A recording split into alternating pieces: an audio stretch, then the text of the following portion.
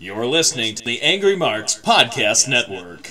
This has to be one of WWE's biggest failures, and they're still pushing it. Although I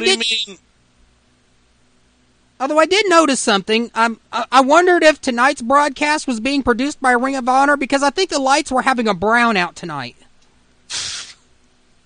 Why do you consider him a failure? How can I consider him a success is the real question. How has anything positive come out of this at all?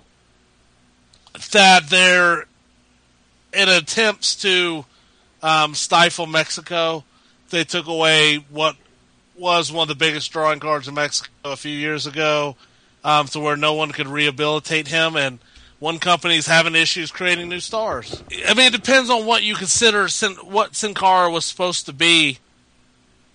And, I mean, if you look at historically, any act that is like a niche act like Sin Cara is, the second one doesn't do as good as the first one. And so you have Rey Mysterio Jr., who was established in the company. You bring in Sin Cara, and it's not Sin Cara Mystico that was over in Mexico. It is the WWF version of Mystico, which is Sin Cara. And it's not worked thus far. And I don't... they're going back to the drawing board, having him beat nobodies again. I mean, it's kind of like we saw the rise and the ascension of Sin Cara, and he got in trouble, and then he came back, and now we're seeing the rise again of Sin Cara. But isn't this the same kind of push that we're having with everyone right now? I mean, Ryback beats people like this, and I mean, I would like to see him do something different than what they're having other guys on the roster do right now. I would just like to see Sin Cara actually wrestle a competent match. If you could do that, then I have some more belief in him. But seriously, this guy's wrestling skills, I swear to God, is declining week by week. I disagree with you.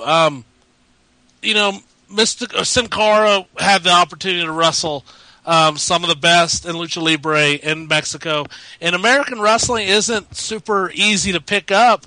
I mean, Rey Mysterio he was working with some of the best workers in his weight class on a nightly basis when he first got to America. And so not only was he protected while he was learning and still having good matches, but then eventually when he learned the style, he was able to have good matches with everyone.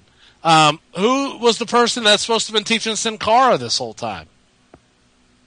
Fuck if I know, but...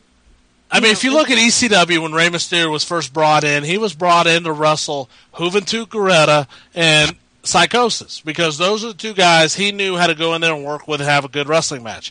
When he first came to WCW, they put him to the hip of Dean Malenko, and Dean Malenko taught Rey Mysterio, for better or for worse, obviously for the better, how to go out there and have a professional wrestling match in an American style. And if we remember the first big match, which was Great American Bash 96, awesome match, and a lot of it was able because Malenko was able to structure the match in a way that made both guys look very, very good. It was an all-time whatever. It was a very, very good wrestling match, a great debut for Rey Mysterio on the big stage. And there's no one in WWE today that can do the same thing for Sin Cara. So, yes, Ciara in the chat room says Sin Cara is not the original Mystico. Yeah, I understand. But Ringo Starr wasn't the original drummer for the Beatles either. But when I say the Beatles drummer, you don't think of the first guy, you think of Ringo Starr. So when I say Mystico, everyone knows who I'm talking about, Sin Cara. You know what, baby? Wasn't Rey Mysterio on the Win Worlds Collide pay-per-view? Yes, but no one bought it. That pay-per-view wasn't a giant success in America, per se, or WCW would have done another one, and they didn't. But yeah, I mean, Rey Mysterio's coming out party for the nation was at the Great American Bash 96 pay-per-view when he wrestled Dean Malenko. And who's supposed to do that for Sin Cara today? There's no one on the roster. So they put him in there with guys who are competent, Zack Ryders and Heath Slaters and, even a Tyson Kidd. But Tyson Kidd isn't of the level, technically in the ring he's really good, but they don't have Dean Malenko walking around back there. And it's very interesting when you heard reports back in, I believe, 2006, 2007, when Mystico was flown into Los Angeles and had a tryout. Who do you have his fucking tryout with? Dean Malenko. I mean, they know how to make the guy look good, but there's no guys like that in there. There was talks of bringing in Inferno from CMLL, who was his favorite opponent. I agree. Everyone who wants to call him a flop, I get it. Whatever. He wasn't the big gun that he was touted as being. But really, WWE doesn't have an environment for him to become successful, in my opinion. Wrong. Kev, I know you've been itching to speak, so you can speak. Who's supposed to be responsible for helping to bring up Sin Cara? Nobody. Why? Because this is the WWE. When you come into this company on any of their shows, you better have your fucking game on. And you know what? That's what Sin Cara said when he said, no, I don't want to go to FCW to learn the American style. I'm ready to go right now. And Triple H said, you know what? If you really believe that, we'll go ahead and put you on there. Biggest fucking mistake of Triple H's career yet. This was his first major action since being stepped up and put into a position of power by Vince McMahon. This has been nothing but a huge fucking fail. This is all Triple H's fault, to be honest.